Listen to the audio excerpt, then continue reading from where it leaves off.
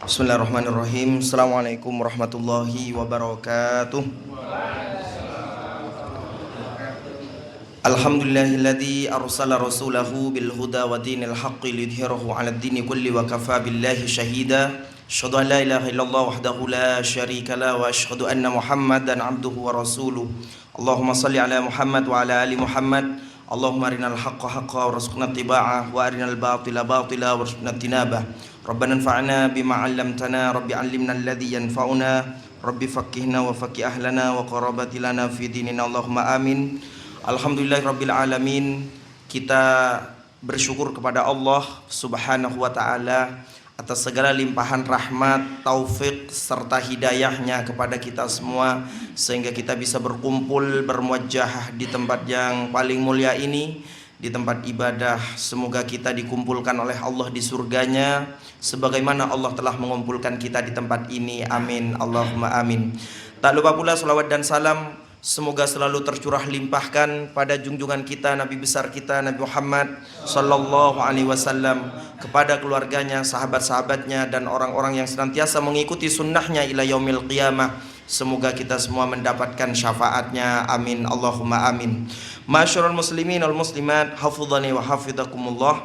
Malam ini kita akan sedikit ambil faidah dari Quran surah At-Takatsur sesuai request dari panitia. Dan kebetulan pembicara bukan mufassir ya, bukan ahli tafsir, hanya membaca penjelasan para ulama tafsir ya. Agak susah Pak kalau nyari mufassir. Kata Imam As-Suyuti dalam kitab beliau, seorang mufassir itu orang dianggap sudah layak menafsirkan Al-Quran kalau dia ayyastau'iba aktsar min thamanina fannan minal ilmi, harus minimal dia menguasai lebih dari 80 cabang ilmu. 80 cabang ilmu, insyaallah.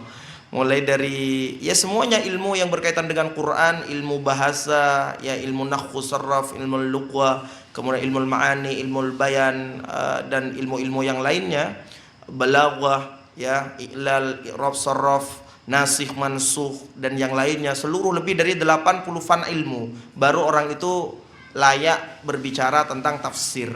Nah, oleh karena susahnya nyari mufassir, maka kita hanya membaca penjelasan para ulama tafsir. Hadirin yang rahmati Allah Subhanahu wa taala, kita akan masuk langsung pada Quran surah At-Takatsur.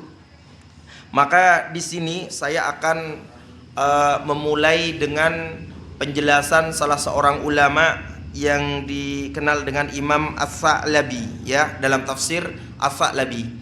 Nanti kita akan melihat bagaimana komentar Qatadah, bagaimana penjelasan Imam Al-Qurtubi, bagaimana Al-Imam Ibnu Katsir rahimahullah, bagaimana Al-Hasan Al-Basri. Nanti dari berbagai versi kita akan mulai dari tafsir Ats-Tsa'labi, yang Imam Ats-Tsa'labi sendiri beliau wafat pada tahun 427 Hijriah, abad kelima, ya abad kelima, awal abad kelima.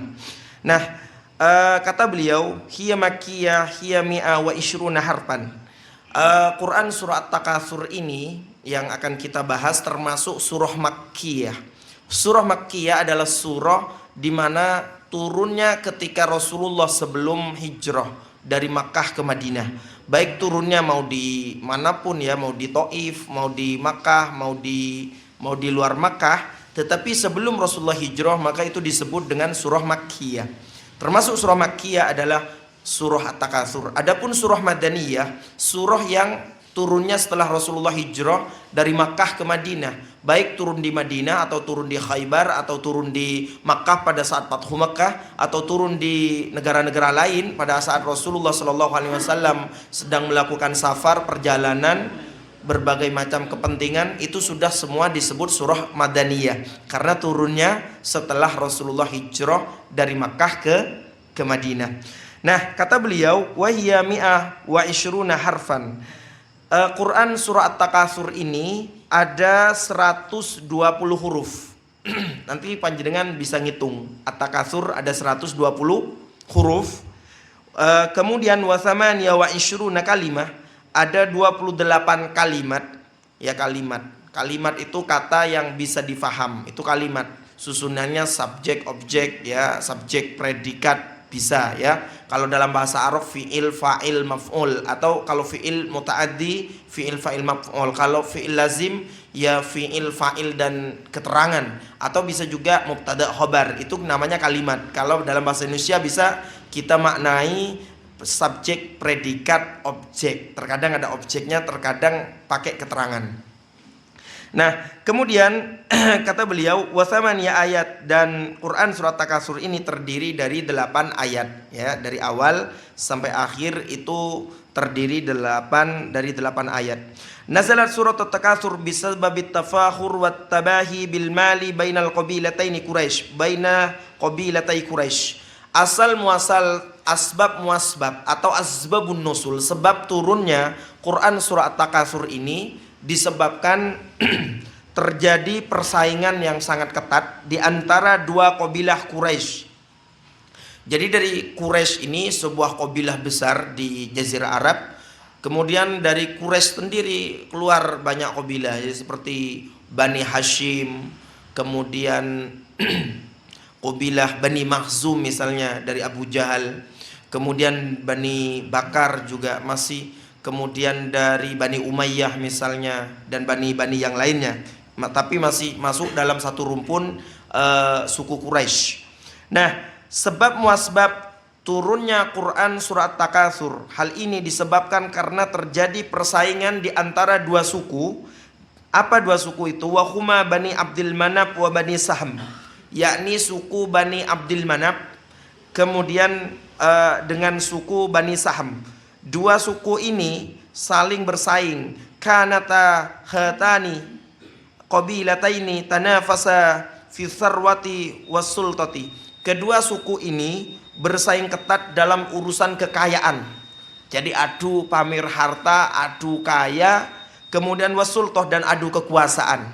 Bahkan di dalam riwayat kedua suku itu selain adu kekayaan, suka memamer-mamerkan kekayaan, ngitung-ngitung kekayaan depan banyak orang, juga kekuasaannya, mana saja lahan yang sudah dikuasai, berapa jumlah kabilahnya, sukunya, berapa jumlah manusianya. Bahkan tidak cukup sampai di situ, mereka juga mendatangi kuburan sesepuh-sesepuh mereka. Mereka menghitung orang-orang yang berjasa di antara mereka. Dari kami yang sudah meninggal ada sekian ratus orang, ini semua orang berpengaruh, orang penting dan sebagainya. Dari suku Bani Abdul Manaf juga tidak mau kalah. Mereka juga menghitung kekayaan mereka berapa, kekuasaan mereka berapa, jumlah warganya berapa, yang kaya sekian. Adu kekuatan, kekayaan dan kekuasaan.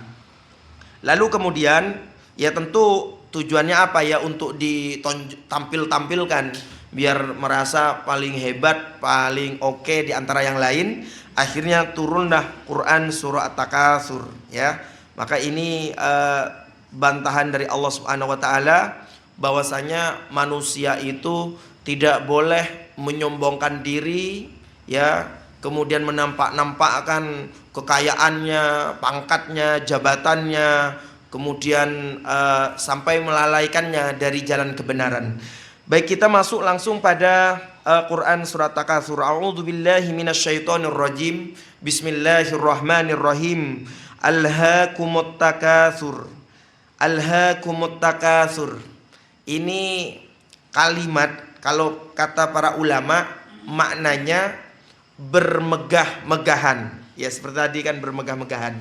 Adu kaya, adu kekuasaan, siapa tokoh-tokohnya yang paling menonjol, berapa banyak, bahkan yang sudah meninggal pun terus disebutkan ya biar tidak kalah dengan saingannya. Bermegah-megahan dan at-takasur dalam adu banyak harta ya, pamer, sampai melalaikan mereka dari ketaatan, Nah, penjelasan dari ayat yang pertama ini, ada sebuah hadis Nabi Muhammad SAW yang diriwayatkan oleh Ibnu Zaid bin Aslam dari bapaknya. Kebetulan bapaknya adalah sahabat Nabi. Bapaknya berkata, qala Rasulullah sallallahu alaihi wasallam. Rasulullah sallallahu alaihi wasallam bersabda, alhaakumut takasur. Ya, Penjelasannya adalah Rasulullah bersabda, alhaakumut takatsur. Mereka bermegah-megahan ya tentang urusan harta dan pangkat sampai mereka itu berpaling dari taat kepada Allah Subhanahu wa taala. Hatta zurtumul maqabir, sampai mereka itu mengunjungi kuburan. Sakinan wala zairon. Ya, kapan mereka akan berhenti ngomongin tentang harta? Ya, ketika mereka sudah zurtumul maqabir. Mereka sudah mengunjungi kuburan. Tapi mengunjungi kuburan bukan sebagai zair tapi sakin. Ya, mengunjungi kuburan sebagai penghuni baru, bukan orang yang hanya sekedar berkunjung ke kuburan. Ya, ziarah kubur bukan. Ya, berkunjung bukan sebagai pengunjung, tapi berkunjung sebagai penghuni baru. Ya, tentu diantarkan oleh keluarganya dan tetangganya. Nah, bagaimana kata Imam Hasan Al-Basri terkait ayat ini? Maka dijelaskan qala Hasan Al-Basri rahimahullah, ini seorang tabi'in, ulama dari kalangan tabi'in. Beliau berkata, at-takatsur wat takatsur bi kasratil mali wal abna wa zada Syekh Muhammad bin Shalih Al-Utsaimin wal qabila wal jah wal ilmi.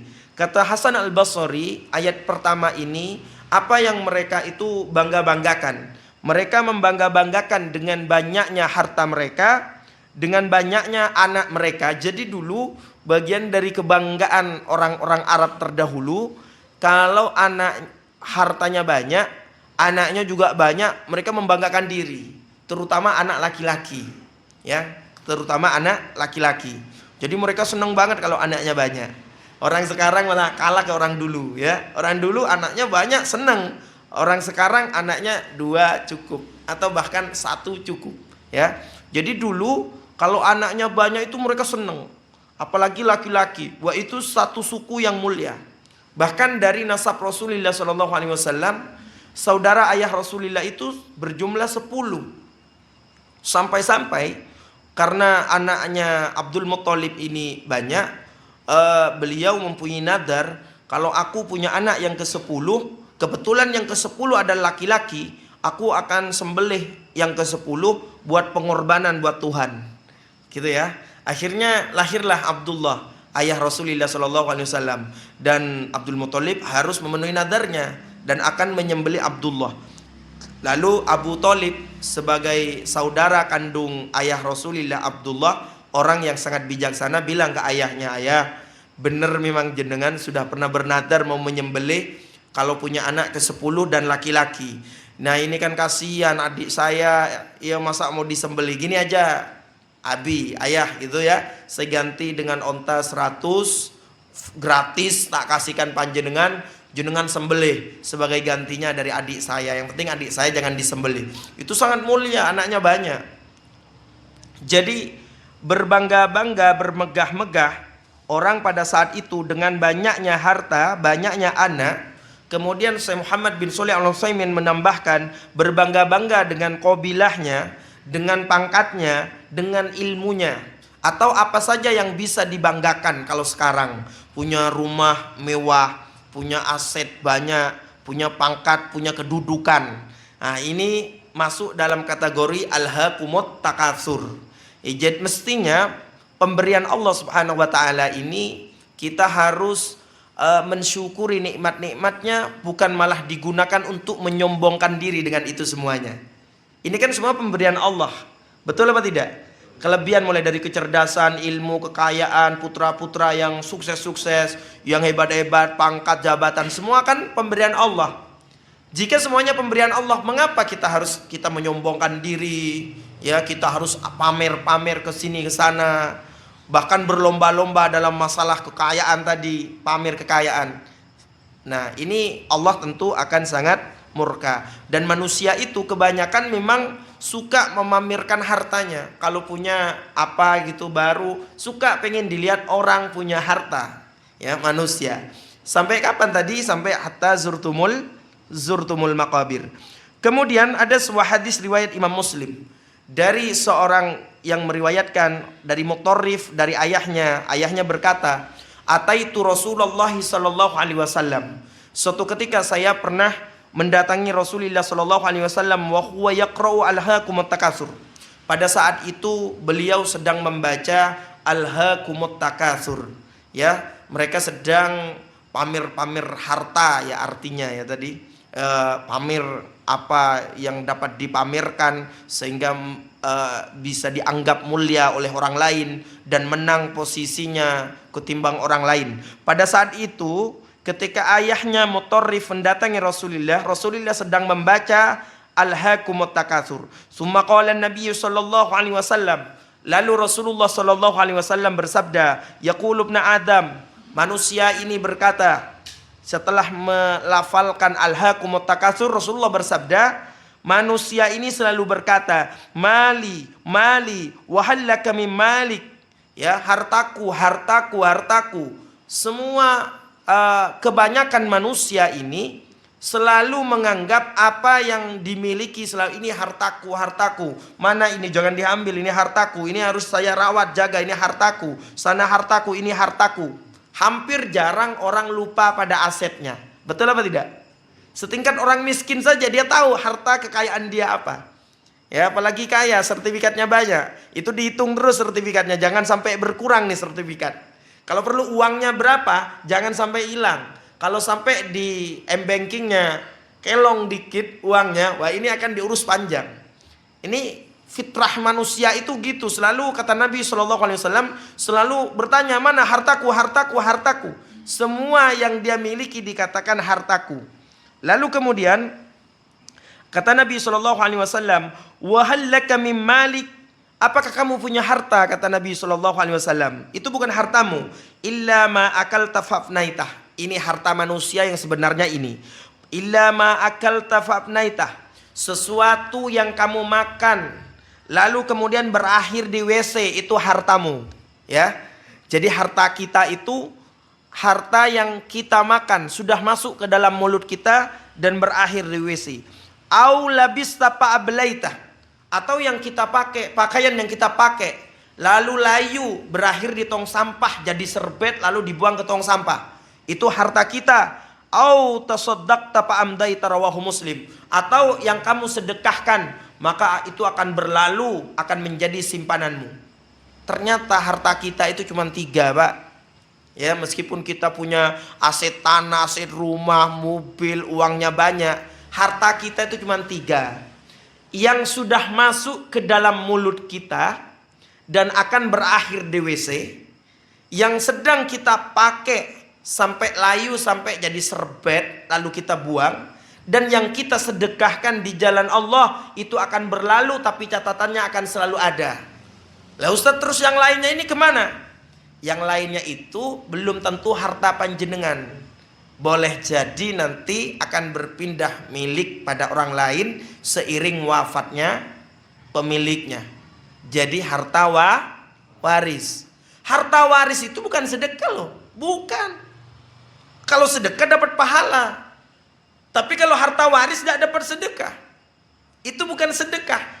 Memang hukumnya dari Allah, kalau ada orang meninggal, hartanya dikemanain? Hartanya Allah pindah hak milik kepada ahli warisnya. Karena memang bukan milik orang yang meninggal. Jadi kalau kita tanya, harta kita yang mana? Yang sudah kita makan, yang masih ada di saku kita uangnya, yang masih ada di rekening kita, belum tentu harta kita. Ya, karena belum tentu kita bisa makan. Kalau nanti malam kita mati, itu kan nanti jadi hartanya ayah kita, anak kita, istri kita, ya, kakek kita. Ya, para ahli waris yang akan menggantikan posisi harta tersebut. Jadi kata Nabi SAW, manusia itu selalu semuanya diaku harta. Mana hartaku? Ki rumahku, mobilku, semua diambil.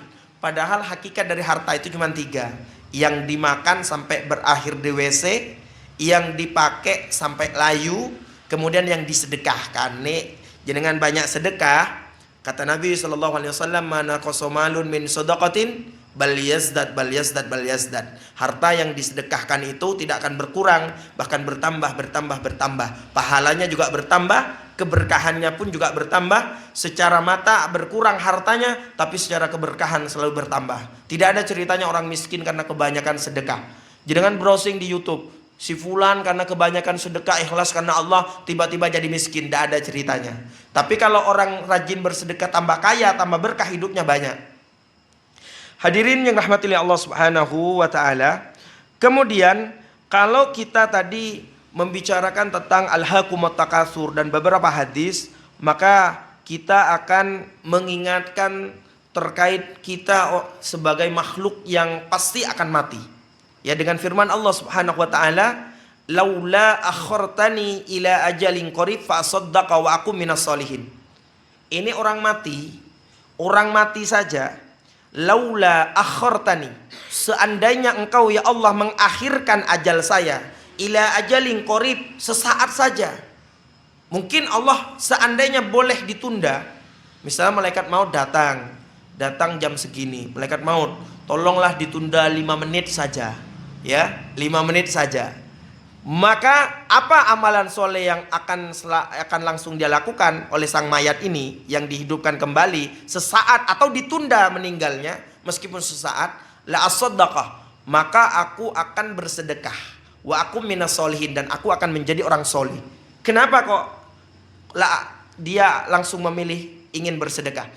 Karena sedekah itu dampaknya dahsyat bagi mayat di alam kubur, bagi nanti di padang mahsyar. Bahkan ada sedekah jeriyah yang pahalanya tidak putus.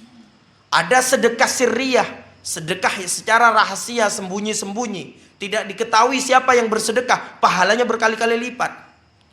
Sedekah biasa saja udah luar biasa. Sampai-sampai orang mati seandainya dihidupkan kembali, dia akan menyedekahkan seluruh hartanya di jalan Allah. Karena dia sudah tahu, melihat langsung bagaimana dahsyatnya sedekah. Kaitannya dengan ayat ini. Kalau di dalam ayat ini, ayat yang pertama tadi, dia mempunyai harta hanya dipakai untuk pamer. Ya, pamer harta ke sini ke sana, bermegah-megahan, sibuk dengan hartanya, sibuk menghitung hartanya, sibuk memperhatikan hartanya, sampai lupa taat kepada Allah, lupa melakukan amal soleh. Tapi kalau kita balik, kalau harta yang Allah berikan itu sering dikembalikan lagi kepada Allah dalam bentuk amal soleh, yakni sedekah, maka itu akan terus dicatat oleh Allah, tidak akan hilang. Kalau panjenengan punya uang 1 miliar, 1 juta panjenengan infakkan, maka yang sebenarnya milik jenengan dan selalu ada di sisi Allah yang 1 juta. Hadirin yang rahmati Allah Subhanahu wa taala, maka sebelum kita masuk pada ayat yang kedua, karena kita terlanjur membahas sedekah, maka orang yang bersedekah di jalan Allah Subhanahu wa taala itu disebut orang dermawan. Orang dermawan ini bertingkat-tingkat, ya. Orang dermawan ini bertingkat-tingkat. Tingkatan yang pertama disebut dengan as-sakha. Ya, tingkatan pertama orang dermawan disebut dengan as-sakha'u. Apa as-sakha? Orang ketika diminta selalu memberi. Ada orang minta, mengajukan proposal, minta bantuan ini itu, selalu memberi, gak pernah nolak. Setiap kali diminta selalu ngasih. Kalau ada yang pernah gak ngasih dia, ya, ada yang pernah gak ngasih, berarti tidak masuk orang dermawan. Ya, as-sakha tidak termasuk. Dia sudah sering ngasih, tapi kadang gak ngasih, tidak disebut dermawan dalam Islam. Jadi kata as-sakha itu orang dermawan. Siapa dia? Dia ketika diminta selalu ngasih. Ada nggak sini orang selalu minta selalu ngasih, Pak? Diminta selalu ngasih, ada nggak? Masya Allah ya, kalau ada ya luar biasa. Dan ketahuilah teman-teman sekalian, itu tingkatan dermawan yang paling rendah loh. Minta selalu, ketika diminta selalu ngasih, itu tingkatan kedermawanan yang paling bawah. Bagaimana halnya kalau kita kadang diminta, kadang kita gak ngasih, gak masuk sama sekali ini. Nah, itu sakha. Adakah di atas as-sakha? Ya ada. Yakni disebut al-judu. Apa al-judu? Sama artinya dermawan. Apa bedanya dengan as-sakha? Al-judu ini setiap kali diminta selalu ngasih, gak diminta selalu ngasih. Diminta gak diminta selalu ngasih. Itu namanya al-judu. Orang al-jud yang masuk dalam level al-judu, dia mempunyai kepekaan yang tinggi, Pak. Bukan pekok, Pak, tapi peka, gitu ya. Peka, peduli. Dia tahu siapa yang membutuhkan bantuan, Tanpa harus minta pun dia sudah tahu. Tanpa harus minta dia sudah tahu. Karena di antara orang miskin itu lisaili wal mahrum. Ya, ketika Allah berbicara tentang infak atau zakat, bagi siapa? Lisail, bagi orang miskin yang minta-minta. Ada orang miskin suka minta-minta. Ya, orang miskin suka minta-minta. Dia memang mau bekerja, tenaganya sudah gak kuat, dah sepuh. Ya kalau gak minta mau makan apa? Itu hukumnya boleh minta, orang miskin seperti ini. Tapi bukan yang minta-minta pinggir jalan, Pak. Orangnya masih sehat, masih muda, minta-minta itu haram. Panjenengan gak boleh ngasih. Ya kalau dilihat masih kuat, fisiknya bekerja, minta-minta itu haram. Tapi kalau memang kondisi fisiknya sudah misalnya buta atau pincang, gak punya tangan dan sebagainya, mereka minta-minta sudah boleh. Ya, itu orang miskin. Ada level orang miskin yang menjaga kehormatannya luar biasa. Orang miskin itu dia miskin, dia butuh, sudah lama tidak makan, tapi dia pantang menyerah, tidak mau minta-minta. Itu ada tipe orang miskin yang begitu, Pak. Ya di zaman sekarang pun ada banyak. Dia sebenarnya butuh, tapi dia malu kalau dia harus minta-minta kepada orang. Dia betul-betul menjaga. Makanya Allah berpesan kepada Nabi Muhammad, ta'rifuhum bisimahum yahsabuhumul jahilu awniya'a minat ta'affuf. Muhammad, kamu harus kenal betul orang miskin yang gak suka minta-minta. Kenali, ya. Mereka meskipun gak minta-minta, mereka sudah lama gak makan, Muhammad. Kamu kasih makan mereka. Orang bodoh itu nganggap kui kenyang saja aman karena dia gak minta. Tapi kamu jangan begitu, Muhammad. Jadi itu peka, Pak. Orang kalau punya aljud, masuk ke level tingkatan aljud yang kedua, kedermawanan, tanpa diminta pun dia tahu kalau orang itu butuh. Contoh misalnya, panjenengan sedang perjalanan, ketemu orang itu agak lemes, terus bibirnya ini agak kering, ya. Panjenengan jangan tanya, "Bapak mau makan? Bapak mau beli apa?" Kalau tipe orang miskin yang pemalu, "Buten, saya kenyang, saya gak perlu apa-apa." Kalau mau tanya gini aja, "Bapak puasa ya hari ini?" "Buten, saya gak puasa." Udah, habis itu gak tanya lagi. Jangan segera cari warung, belikan nasi, atau diajak belikan nasi di warung. Itu namanya aljud. Ya, itu punya tingkat kepekaan yang tinggi. Tahu dia. Ya, tahu betul siapa yang perlu dibantu, dia tahu karena dia peka orangnya. Nah, itu tingkatan kedua. Diminta ngasih, ya, tidak diminta pun ngasih. Diminta selalu ngasih, gak diminta pun dia juga selalu ngasih. Itu namanya aljud. Apakah ada di atas aljud? Ada. Ya, namanya al-karom. Ya, tingkatan yang ketiga namanya al-karomu. Apa al-karom? Dia istiqomah memberi, rajin memberi, rutin memberi, diminta gak diminta rutin hariannya memberi, dan jumlah yang diberikan tidak sedikit, selalu banyak. Itu namanya al-karom. Ada gak sekarang? Rutin memberi, rajin memberi, diminta gak diminta selalu ngasih hariannya, dan tidak sedikit yang diberi. Ya, banyak dalam jumlah yang banyak. Ada gak kira-kira, Pak, zaman sekarang yang al-karom ini? Susah ya nyarinya, susah. Kalau dulu para ulama banyak. Saya contohkan Al-Imam Asy-Syafi'i rahimahullah. Beliau ini Al-Imam Asy-Syafi'i, imam kita semuanya madhab Syafi'i, sering mendapatkan hadiah yang jumlahnya sangat fantastis besar. Dulu zaman beliau, khalifah-khalifah, raja-raja kaum muslimin, kalau terjadi perselisihan di antara para ulama, bukan malah diadu domba, pakai kubu-kubuan, tidak. Dipanggil oleh pemerintah, Imam Asy-Syafi'i monggo datang. Sana yang berpendapat berbeda dengan Asy-Syafi'i datang juga. Disaksikan oleh banyak orang. Yuk silakan diskusi. Ternyata yang menang dapat hadiah besar dari khalifah. Ya, yang menang hujahnya lebih kuat, dalilnya lebih kuat, dapat hadiah dari khalifah. Kebetulan Imam Asy-Syafi'i kalau beliau diskusi dengan orang berilmu selalu, bahkan kebanyakan beliau selalu menang. Beliau kalau berdiskusi dengan orang ahli ilmu, ahli hadis, ahli tafsir, biasanya beliau menang. Tapi kata beliau sendiri, kalau yang mau debat dengan saya orang bodoh, udah gak usah debat, aku ngaku kalah. Kata Imam Asy-Syafi'i, ini orang berilmu, oke, tak ladani. Dapat hadiah yang sangat banyak karena diskusinya dikuasai oleh Imam Asy-Syafi'i, hujah-hujahnya kuat, dalil-dalilnya kuat. Bagaimana yang dilakukan oleh Imam Asy-Syafi'i? Itu gerobak-gerobak yang penuh dengan emas, penuh dengan makanan, pakaian, seluruh kebutuhan hidup. Itu setiap kali beliau pulang dari tempat khalifahnya, ada orang miskin dikasih, ada orang butuh duit dikasih, ada orang pakaian jelek dikasih, ada orang belum makan dikasih, ada orang yang anaknya banyak kasih gandum terus. Belum nyampe ke rumahnya, hadiahnya sudah habis. Ya, Imam Asy-Syafi'i rahimahullah. Itu perlu kita contoh ini Imam Asy-Syafi'i. Apakah ada lain? Ada. Ada bernama seorang ulama bernama Imam Al-Lais bin Sa'ad Al-Misri. Imam Lais ini lebih alim ketimbang 4 madhab. Imam Syafi'i, Imam Ahmad, Imam Malik, Abu Hanifah. Lebih alim daripada 4 ini. Hanya saja muridnya tidak mendokumentasikan dengan baik pendapat-pendapat beliau. Orangnya lebih alim.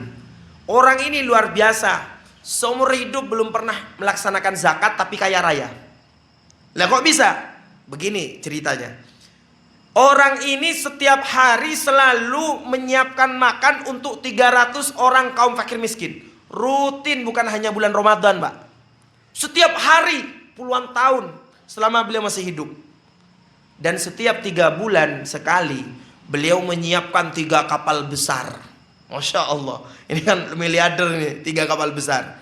1 kapal beliau pakai untuk dirinya dan seluruh bekal perjalanan selama berbulan-bulan dipenuhin di 1 kapal. Dia dan keluarganya. Kapal kedua untuk apa? Untuk tetangga-tetangganya yang udah lama gak piknik, oke, ikut kapal kedua. Termasuk para ulama mau ikut, monggo di kapal kedua. Seluruh logistik bekalnya dipenuhi. Selama berbulan-bulan cukup. Mau rekreasi nih, Pak. Tiap 3 bulan ngajak tetangga-tangganya rekreasi. Kapal ketiga apa? Dipenuhi dengan makanan. Sehingga dia masuk ke kampung manapun, tujuan utama membagi-bagikan bansos tadi. Masya Allah, Imam Al-Lais selalu memberi, ya, istiqomah memberi, ya, hariannya memberi, dan pemberiannya tidak sedikit, tapi sangat fantastis. Itu namanya Al-Karom, ya, Al-Karom. Apakah ada di atas Al-Karom? Ada. Ini tingkatan yang paling tinggi. Kita nyari Al-Karom aja susah sekarang. Apa mana yang keempat? Yang keempat adalah al-ithar. Apa al-ithar? Al-ithar ini mendahulukan urusan dunia orang lain yang membutuhkan ketimbang dirinya yang juga sama-sama membutuhkan. Jadi, misalnya ada Ahmad. Ahmad ini seharian belum makan. Karena gak punya apa-apa. Ya, belum makan. Dia dapat sebungkus nasi. Harusnya dia makan. Tapi dia ada orang lain yang juga butuh. Dia dahulukan orang lain. Masya Allah, Ahmad. Salah satu contohnya. Urusan dunia, ya, ketika ada orang lain yang membutuhkan, meskipun dirinya butuh, diberikan kepada orang lain. Tapi berbeda. Kalau dirinya memang gak begitu butuh, dikasih orang lain, itu beda, Pak. Ini saat ini dirinya sendiri butuh. Tapi dia lebih mengutamakan orang lain. Dan yang bisa seperti ini adalah level para sahabat Nabi Ridwanullahu alaihim. Ya, Masya Allah. Itu luar biasa. Itu susah, Pak. Dan dahsyatnya tingkatan kedermawanan yang paling tinggi di sisi Allah ini. Kalau poin pertama as-sakha wal jud wal karom, orang wajib kaya raya. Kalau gak kaya raya gak bisa dermawan. Tingkatan pertama, kedua, ketiga. Harus kaya. Tapi tingkatan keempat tidak memerlukan kaya. Miskin pun bisa. Tingkatan yang paling tinggi miskin pun bisa, Pak. Misalnya jenengan dapat bantuan dari pemerintah. Tetangganya yang juga sama-sama miskin gak punya bantuan. Jadi jenengan sangat membutuhkan bantuan itu. Ada tetangganya yang gak dapat. Jenengan kasih kepada tetangganya. Berarti jenengan levelnya level sahabat. Meskipun hidup di zaman akhir zaman ini, levelnya level sahabat. Dan panjenengan nanti Allah kumpulkan bersama selevelnya di akhirat nanti, ya. Kalau panjenengan bisa. Bagaimana para sahabat Nabi Ridwanullah alaihim? Apalagi cuman masalah harta. Ketika sahabat muhajirin datang dari Mekah ke Madinah. Ketika datang, Masya Allah, orang Madinah itu, saya punya toko saya dan modalnya bagi 2. Separuh buat saya, separuh buat kamu. Bahkan istrinya pun dibagi loh Pak. Mas, saya punya istri 2. Kamu perhatikan 2 istri saya ini mana yang kamu lebih sukai. Saya akan ceraikan, selesai masa iddah kamu nikahi istri saya ini. Ada sini yang mau begitu? Ada pendatang belum menikah, suruh nikah istri. Oh, aku bisa beristri 2 aja, capek-capek ya, susah kok. Malah orang pendatang ya pasti pilih yang muda ya Pak. Ada nggak? Nggak ada. Luar biasa. Bahkan suatu ketika, suatu malam, Rasulullah mendapatkan tamu. Rasulullah bertanya kepada istrinya, istriku ada makanan nggak? Tidak ada Nabi. Rasulullah berkata pada para sahabatnya, siapa yang mau menjamu tamu saya malam ini? Ada orang angkat tangan. Saya Rasulullah. Baik, silakan dibawa. Nyampe di rumah tanya, istriku ada makanan nggak? Tidak ada Mas. Kosong makanannya. Sisa makanan anak-anak yang belum makan. Oke. Kamu tugasnya anak-anak ditidurkan. Biar gak minta makan. Kamu tidurkan dulu anak-anak. Saya akan menemani tamu. Sambil memperbaiki lampu. Pura-pura memperbaiki lampu. Lalu lampunya sengaja dimatiin. Biar gak kelihatan kalau tinggal 1 porsi makan saja. Tamunya suruh makan, dia pura-pura makan. Ya, pura-pura makan. Ya, padahal dia gak makan. Tamunya yang didahulukan, dia lapar dia. Sampai kata Nabi, paginya Rasulullah langsung berkata, mana orang yang membuat Allah ketawa tadi malam? Ya, Masya Allah. Allah subhanahu wa ta'ala aja bangga pada orang tersebut. Karena mendahulukan orang lain. Padahal dirinya lapar, perlu makan. Tapi dia lebih mendahulukan orang lain yang belum makan. Ini tak perlu kaya, miskin pun sangat bisa, tapi levelnya paling tinggi. Itu namanya al-ithar. Hadirin yang rahmati Allah subhanahu wa ta'ala. Baik, kita lanjutkan pada tafsir kita malam ini. Ada sebuah hadis Nabi SAW an Anas bin Malik, dari Anas bin Malik radhiyallahu anhu. Qala Nabi SAW, Rasulullah SAW bersabda, yatsba'ul mayyitu salasatun farayarji'u tsani wa yabqa ma'ahu wahidun. Yang akan mengikuti mayat ke kuburan itu ada 3. Ya, 1 menemaninya, 2 akan pulang. Ya, siapa mereka? Yatba'uhu ahluhu wa maluhu. Yang akan menemani dia ke kuburan, mengantarkan mayat ke kuburan, keluarga dan hartanya. Dia punya Pajero Sport, dia punya Alphard, punya Lamborghini, ikut dinaiki oleh anak ya dan keluarganya ke kuburan untuk apa? Untuk menemani terakhir lah ibaratnya. Tapi kemudian wa amaluhu, dan juga ditemani oleh amalnya. Fayarji'u ahluhu wa maluhu wa yabqa amaluhu, rawahul Bukhari. Lalu kemudian keluarga dan hartanya pulang ke rumah, gak ikut menemani ke dalam kubur. Kalau istri panjenengan, Mas, aku cinta banget sama jenengan. Ketika panjenengan udah meninggal, istrinya suruh masuk ke dalam liang lahat, tak kubur bareng. Mau apa enggak? Enggak mau.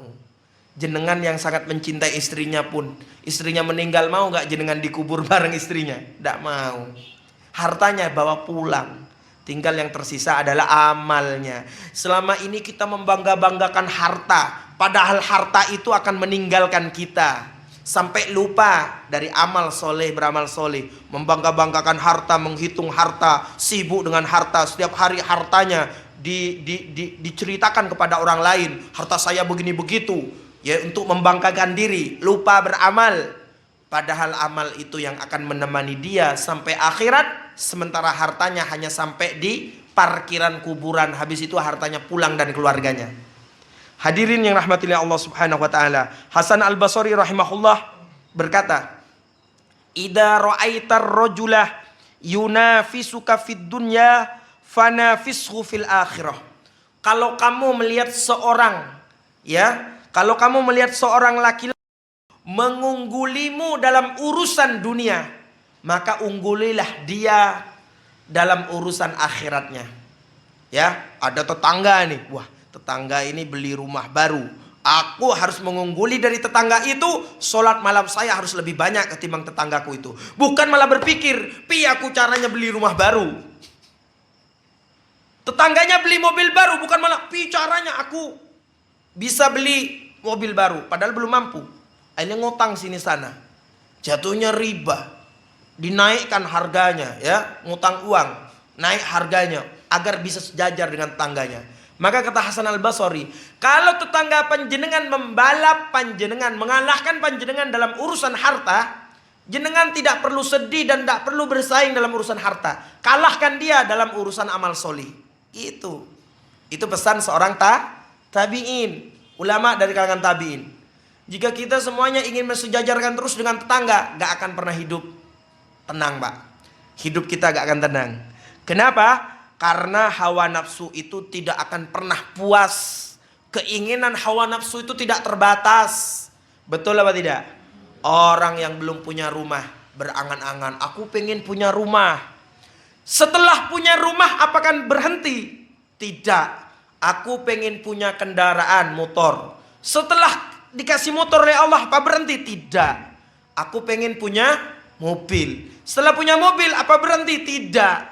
Aku pengen punya bis. Udah punya bis 200 apa berhenti? Tidak. Pengen punya helikopter. Sudah punya helikopter, pengen punya tanah berapa hektar. Sudah punya tanah, pengen punya usaha. Sampai kiamat itu gak akan pernah berhenti kalau ngikuti hawa nafsu. Jadi jangan ngikuti hawa nafsu, ya. Maka tidak akan pernah berhenti. Dari Anas bin Malik radhiyallahu anhu, Rasulullah sallallahu alaihi wasallam bersabda, "Lau anna libni Adam wadiyan min dahabin," kata Nabi, seandainya manusia itu mempunyai satu lembah bukit dari emas. Satu bukit misalnya Gunung Lawu itu Allah ciptakan emas untuk panjenengan Bapak. Jenengan bayangkan, Gunung Lawu segede itu semuanya emas milik jenengan. Orang lain berkata, pasti Bapak itu udah gak perlu apa-apa. Wis cukup saya urusan dunia udah tercover semua. Apa kata Nabi SAW? Walam yamli'u fahu illa turab la ahabba ayyakuna lahu wadiyan. Maka panjenengan Pak pasti berharap, nih punya dua seperti Gunung Lawu emas yo penak aja nih. Dimakan 10 turun aja gak habis, masih ngomong gitu. Mungkin jenengan yang belum punya harta sekarang, kalau aku punya kereta api, punya bis misalnya 1000 bis, sepertinya aku akan berhenti berharap pada dunia, udah tercover. Kalau tenanan punya 1000 bis, pasti jangan berpikir, nih punya 2000 bis ketoknya lebih enak. Tidak akan pernah habis, Pak. Ya. Jenengan misalnya punya 1 istri, nih punya 2 istri ketok enak itu. Udah dikasih 2 istri, nih punya 3. Udah punya 3, nih punya 4. Seandainya boleh, nih punya 4. Enak gitu ya kalau punya 10. Seandainya gak dibatasi. Gitu terus. Jenengan punya pakaian yang didamba-dambakan. Enak kalau punya pakaian model kayak gitu, tapi agak mahal. Udah dapat pakaian itu, nih punya 2 lebih enak lagi. Terus ngikuti hawa nafsu gak akan pernah habis. Sampai kapan itu kalau kita ngikuti hawa nafsu? Hatta zurtumul maqabir. Sampai kalian mengunjungi kuburan. Mengunjungi bukan sebagai pengunjung, tapi sebagai penghuni baru. Qala al-Qurtubi fi tafsirihi, Imam Al-Qurtubi di dalam tafsirnya beliau menjelaskan ada 3 tafsiran mengunjungi. Yang pertama, hatta ja'akal maut, sampai datang kepadamu kematian, wa yazurul qabr, dan mengunjungi kuburan, summa raja'il jannah wan nar. Ya, datang kematian lalu berkunjung ke kuburan sebagai penghuni, lalu dari kuburan berangkat lagi ke surga atau ke neraka. Itu penafsiran pertama. Yang kedua, ta'uddu min man qad mata. Menghitung-hitung orang yang sudah mati. Dia hartanya banyak, dia menghitung, oh kui udah mati nih, udah mati. Tapi pendapat ini dhaif, sangat lemah. Kenapa? Karena tidak sesuai dengan konten ayat-ayat sebelumnya. Kemudian yang ketiga, hada wa'idun syadid. Maksudnya sampai mengunjungi kuburan ini adalah peringatan keras dari Allah. Artinya orang kalau sibuk dengan hartanya, sibuk membangga-banggakan hartanya, sampai dia tidak beribadah kepada Allah, meninggalkan amal soleh, maka dia akan menyesal dengan penyesalan yang sangat dahsyat. Wal qaulul awal arjah. Pendapat yang pertama yang paling kuat menurut Al-Imam Al-Hafidh Imam Ibnu Katsir rahimahullah dalam kitab tafsirnya. Kalla saufa ta'lamun, summa kalla saufa ta'lamun. Kata Allah Subhanahu wa taala, kalla, janganlah begitu. Saufa ta'lamun, kalian pasti akan tahu. Kalian pasti akan tahu. Jangan suka bangga-banggain harta sampai lupa beramal soleh. Menyombongkan diri, sibuk dengan hartanya, lupa beramal soleh. Dan kalian akan tahu, kata Allah. Summa kalla saufa ta'lamun. Dan jangan begitu, pasti kalian akan tahu. Tahu nopo Pak? Ai in fa'altum sata'lamuna adaba dzalika fil qabri wa fil akhirah. Maknanya, kalau kalian terus-menerus melanjutkan perbuatan itu, Ya, memamer-mamerkan hartanya, berlomba-lomba urusan harta, sibuk dengan harta, sampai meninggalkan ibadah kepada Allah. Yang manusia diciptakan hanya untuk ibadah itu. Maka kalian akan tahu betul siksa di alam kubur, siksa di akhirat. Ini maknanya. Kalla sawfa ta'lamun, summa kalla sawfa ta'lamun. Qala Hasan, Imam Hasan berkata, fihi ma tahdirun syadid. Kata beliau, dengan Allah mengulangi 2 kali, sungguh kalian akan tahu siksanya maksudnya. Itu adalah peringatan yang sangat keras dari Allah Subhanahu wa taala. Kalau Nabi SAW bersabda, "Aktsiru dzikra hadimil laddat." Ingatlah kalian, perbanyaklah kalian mengingat yang akan memutus kenikmatan dunia ini, yakni kematian. Ingat, bukan hanya sekedar ingat, lalu setelah ingat mempersiapkan diri untuk beramal soleh. Kemudian hadirin yang rahmati Allah Subhanahu wa taala, terkait dengan harta ini ada salah satu contoh ulama yang luar biasa. Beliau wafat tahun 2000 di Arab Saudi, bernama Syekh Muhammad bin Shalih Al-Utsaimin. Syekh Utsaimin rahimahullah ini, mobil yang dipakai oleh beliau mobil 80-an, tahun 80-an. Kadang mobilnya itu sering mogok. Beliau ngisi pengajian di sini di sana, Masya Allah, ulama besar, hafal kitab-kitab hadis sunan, luar biasa. Beliau pakai mobil 80-an. Lalu oleh murid-murid beliau dibelikan mobil baru. Mobil panjenengan tahu, mobil di Saudi itu sisinya gede-gede karena bensin murah di Saudi. Nggak kayak kita kan mahal loh Pak ya. Bahkan nanti suruh daftar dan susah. Kalau di Saudi murah banget, 1.500 per liter di Saudi ya. Sisinya gede-gede. Syekh Utsaimin rahimahullah, beliau memilih pakai mobil kuno, mobil jadul tahun 80-an. Bentuk kesederhanaan beliau tidak pengen menyombongkan diri. Halaman beliau itu penuh dengan mobil yang masih plastikan. Kata murid-muridnya, kata jamaah dari berbagai penjuru dunia, itu mobil Syekh kok tahun 80-an itu. Tak beliin mobil baru. Hanya ditumpuk oleh Syekh Utsaimin, tidak ada yang ditengok. Wah, kita enak pakai ini. Enggak tertarik sama sekali. Mobil-mobil itu beliau cuma buat kuis pada saat pengajian. Habis pengajian, saya tadi menjelaskan ini, bagaimana hukum yang ini, ada orang angkat. Saya, hukumnya boleh saya karena begini. Oke, benar. Ambil pilih sendiri tuh mobil tuh, baru-baru itu di halaman. Dijadikan hadiah. Beliau sendiri pakai mobil tahun 80-an. Mobil yang kelas-kelas atas, Alphard yang semacam itu hanya jadi hadiah saja. Beliau gak seneng sama sekali, ngopo kok kayak gini. Beliau tahu betul ya, itu semua tidak bermanfaat kalau dia sudah menghadap Allah Subhanahu wa taala. Kalau tidak diinfakkan, makanya dia sedekahkan biar bermanfaat. Hadirin yang rahmati Allah Subhanahu wa taala, kalla saufa ta'lamun. Jangan begitu, kata Allah. Lau ta'lamuna ilmal yakin. Sungguh engkau akan tahu dengan ilmu yang sebenarnya.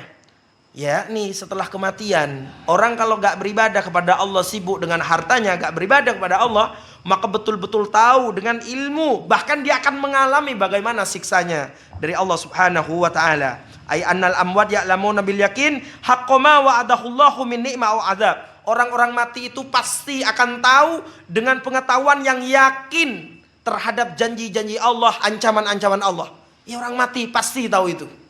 Maka diingatkan oleh Allah jangan seperti itu. Hadirin rahmatillah Allah Subhanahu wa taala, la taraunal jahim. Sungguh mereka akan melihat yang namanya al-jahim, salah satu neraka, ya. Maka dari ayat ini jelas orang yang hanya pamer-pamer harta, menyibukkan dengan hartanya, meninggalkan ibadah kepada Allah, tidak menggunakan hartanya di jalan yang diridai oleh Allah, maka orang itu udah Allah siapkan neraka jahim. Nauzubillahi min dzalik. Kemudian summa la tarawunnaha 'ainal yakin. Sungguh engkau pasti akan melihatnya dengan penglihatan yakin. Kenapa? Dia sudah menjadi penghuni neraka jahim tadi, ya, setelah kematian. Hadirin yang rahmati Allah Subhanahu wa taala, summa latus'alunna yauma idin anin naim. Kemudian ayat yang terakhir, karena waktunya mepet ya, kita harus persingkat.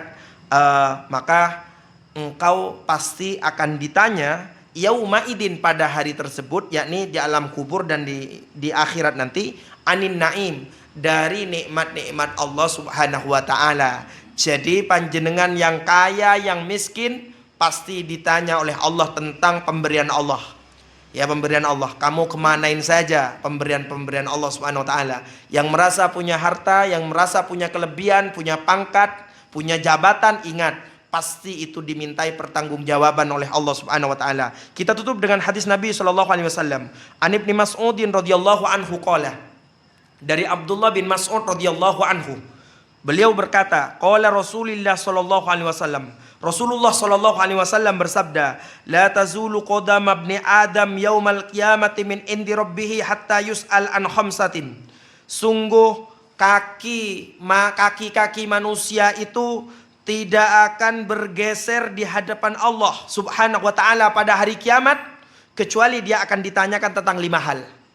Ya, jadi dia ketika dihisab mau geser 1 langkah saja di hadapan Allah, para malaikat, para utusan dan seluruh manusia pasti ditanya tentang 5 hal. Ya, tidak akan selamat, tidak akan bebas dari pertanyaan. Pasti ditanya, semua orang pasti ditanya tentang 5 hal. Yang pertama, an umrihi fima afnahu. Dari umur yang sudah Allah berikan umur. Kita sudah hidup sekian puluh tahun seperti sekarang ini. Allah akan tanya, saya berikan kamu umur 60 tahun, kamu kemanain aja? Mulai kamu balik sampai kamu meninggal. Pasti ditanya, Pak. Ya, kalau tidak benar pasti ada hisabnya. Kemudian yang kedua, wa an syababihi fima ablahu. Dan dari masa mudanya, untuk apa masa muda itu dihabiskan? Ya, kenapa kok masa muda ini penting dan akan ditanya oleh Allah? Kalau orang sudah tua, ya, orang sudah tua, sholatnya berdiri aja udah gak bisa, harus duduk. Puasa aja udah gak mampu, harus bayar fidyah saja. Betul apa dia? Baca Quran sudah rabun. Jadi dia ada alasan. Kamu kok sholatnya kok duduk? Kok di rumah sholatnya? Saya sudah gak bisa jalan kok. Aman. Kok kamu gak baca Quran? Mata saya sudah rabun kok. Kok kamu gak begini begitu? Saya sudah sering lupa. Banyak alasan. Tapi yang muda-muda ini ditanya, kamu waktu muda kemana aja? Dihabiskan untuk apa? Wong kamu mau ibadah yuk sehat, badannya sehat. Ternyata catatannya ya 80% waktu dihabiskan untuk main game. Sisanya buat tidur. Masa cuma hidupnya buat main game dan tidur? Pasti ditanyain oleh Allah Subhanahu wa taala. Kemudian wa an malihi min aina iktasabahu. Dan hartanya, seluruh hartanya pasti Allah tanya. Dari mana harta itu engkau dapatkan? Kau dapat dari yang halal atau yang haram? Pasti ditanya. Kalau ada yang haram, naudzubillah, akan menjadi malapetaka. Apakah cukup harta itu ditanya dari mana dapatnya? Tidak.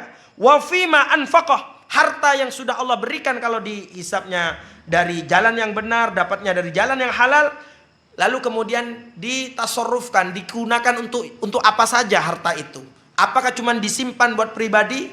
Tetangganya banyak yang kelaparan, banyak yang miskin, banyak janda, banyak kaum fakir miskin, banyak yatim piatu gak sekolah, dibiarkan? Ataukah dibantu? Pasti ditanya. Wa madza amila fima alima. Dan ilmu yang sudah kalian dapatkan itu apakah sudah diamalkan atau belum? Itu pasti ditanya. Rawahu Tirmidzi, hadis diriwayatkan oleh Imam At-Tirmidzi. Sekian yang dapat saya sampaikan. Ini kandungan dari Quran surah At-Takatsur. Kesimpulannya adalah jangan sampai harta yang Allah titipkan kepada kita itu malah menjadi malapetaka bagi kita. Ya, kalau Allah takdirkan kita menjadi orang yang diamanai harta, ya orang kaya, maka silahkan ya dia nikmati kekayaannya, tidak ada masalah. Tapi jangan lupa beribadah kepada Allah, jangan lupa mempergunakan hartanya di jalan yang diridhai oleh Allah. Perhatikan kanan kiri tetangga-tetangganya. Ya, perhatikan kanan kiri tetangga-tetangganya. Jangan sampai ada orang yang membutuhkan, kekurangan, anaknya tidak sekolah, bahkan makannya juga jarang, panjenengan hidup mewah aman. Meskipun panjenengan sholat, pasti dihisap oleh Allah dan hisapnya berat. Dan yang terakhir, kita tidak boleh menyombongkan atas semua pemberian Allah. Wong kita aja itu dipinjamin kok oleh Allah. Suatu ketika Allah akan minta, masa kita pakai untuk menyombongkan diri? Kan sangat tidak patut, ya. Meskipun panjenengan kaya raya, panjenengan pinter, pangkatnya hebat, tidak boleh menyombongkan, tapi harus rendah hati, gitu ya. Tidak boleh menyombongkan, harus tawadhu, suka membantu sesama agar Allah tidak memasukkan kita semuanya ke dalam neraka jahim. Mudah-mudahan kajian ini bermanfaat bagi kita semuanya. Amin Allahumma amin. Sebelum saya tutup mungkin ada pertanyaan, saya persilahkan. Monggo. Ada pertanyaan? Cukup? Baik. Sekian dapat saya sampaikan. Kita akhiri dengan doa kafaratul majelis. Subhanakallahumma wa bihamdika asyhadu an la ilaha illa anta astaghfiruka wa atubu ilaik. Assalamualaikum warahmatullahi wabarakatuh.